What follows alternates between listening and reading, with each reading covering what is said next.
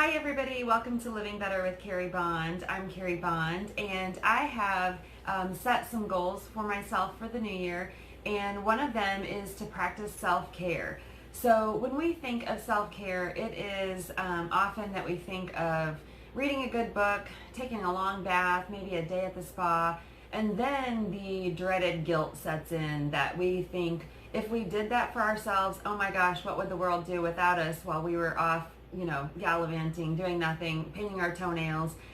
So we, as women who are busy at work, busy at home, with just very hectic lives, we often think that self-care is something we just poo-poo and dismiss because others need us way too much. We could never do that. We'd feel way too guilty.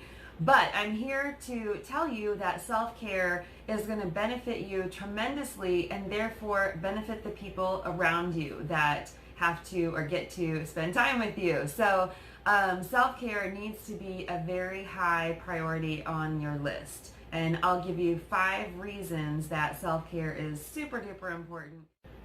Okay, one reason that you should practice self-care is that it will boost your immune system. So our lives are hectic, busy, our bodies get drained, our minds get drained, and we need to have time to restore our minds and bodies. So without some downtime, our bodies are going to not work up to their potential. So in order to boost that immune system up, we want to practice self-care.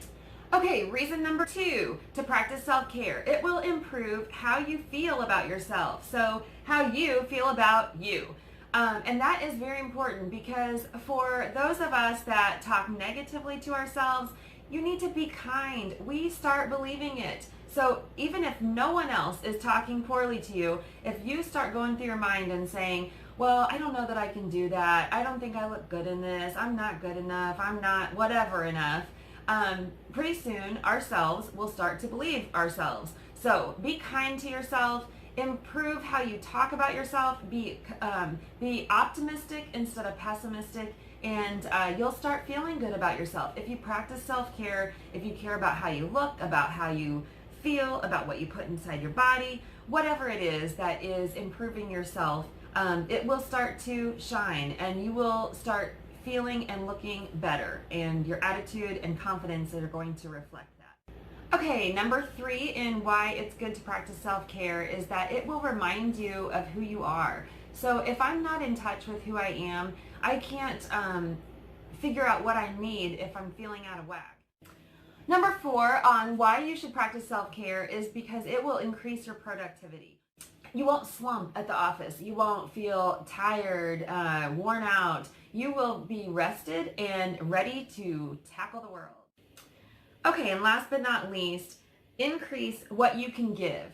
So practicing self-care will actually do what you're afraid that it might not do. What you're afraid it might cause harm. You think, well, I won't have the time that I'm taking for myself to give to others. But actually, if you have your ducks in a row, you'll be more solidly grounded. You'll be able to take on more things. You'll be able to help others because you're not wrapped up in yourself thinking about, well, I need to be doing this. I don't feel good. My physical health is not well. I'm not mentally focused because I'm thinking of all these other things that I need to do. Well, if you've practiced self-care and taken care of the things that are you, taking care of your inside, then you have the opportunity, the time, and the attention. You can be present, you can be in the moment, and you can take care of whoever or whatever needs your attention at the time. And you can actually be there to be present instead of on your phone or in the back of your mind thinking, oh, I'm really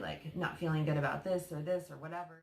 All right, so now that I've explained why self-care is so important, let's take a look at one way that I can really use this to my advantage and put this into action.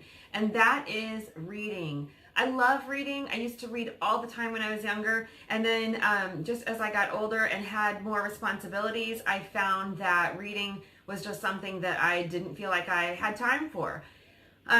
Like we've already went over, I would feel guilty about just things that in the back of my mind that I needed to be doing. But now that we know how important self-care is, we can look at the benefits of reading and see how many awesome things there are that happen when we decide to read a good book. So I'm going to look at 7 things that are really, really beneficial about reading. Okay, number 1, reading mentally stimulates your brain. So if you don't use your brain, you kind of lose your brain. So if you're in a fog or your brain's not sharp, if reading a good book or just reading anything in general, I guess, can stimulate your brain, and your brain yearns for stimulation, and so when it gets it, it feels pleasure.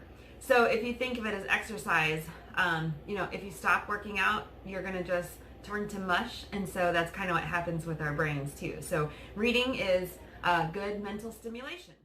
Number 2 reason that I like to read, or that it can be beneficial, is to provide some stress relief.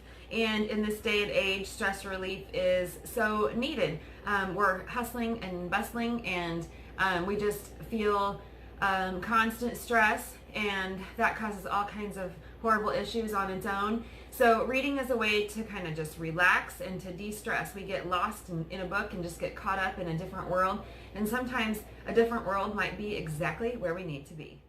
Okay, another really terrific reason to read is because it will increase your vocabulary. It'll increase your knowledge, and it will increase your analytical thinking skills.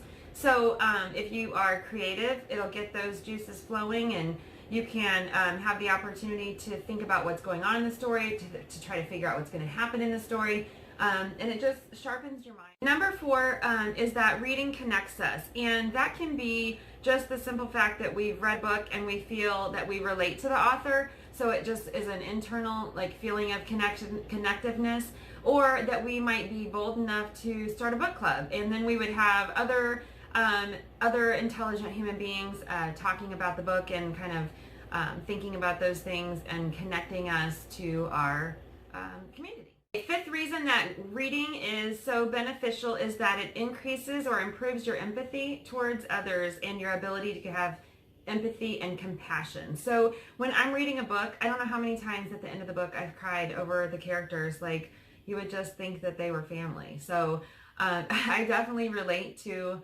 the empathy increasing and the compassion. So you just get so swept away with what's going on, and you just really feel for the characters. Another terrific thing to reading is that it will increase your writing skills, and so no matter what job you have, your writing is important. So you're going to have to put yourself out there with it at some point, whether it be just writing a simple memo or email or whatever, but you want to sound intelligent, and you want to be able to portray to the world that you know how to write. Okay, and reason number 7 that I have listed for a benefit to reading is that it will allow you to experience events that you might not otherwise get to experience. So let's just say, for instance, that you want to take a trip to wherever, Ireland, and you're never going to be able to do it because you don't have the money or whatever. You can't do it when you want anyway, maybe in the future, but not right now. So if you go grab a book on Ireland, then you can journey through that experience through pictures, through reading a book about Ireland. So reading allows you to experience things that you might not otherwise get to experience. So read a book. You will be so glad that you did, and you will find yourself wanting to read more. And take the time, because it's worth it. You're worth it. If you'd like this video, click subscribe. And if you want to hear about some other ways to practice some self-care and get your confidence going and get just some strength back in your life, then stay tuned, and I will have some more videos out about practicing self-care, and I'll see you next time.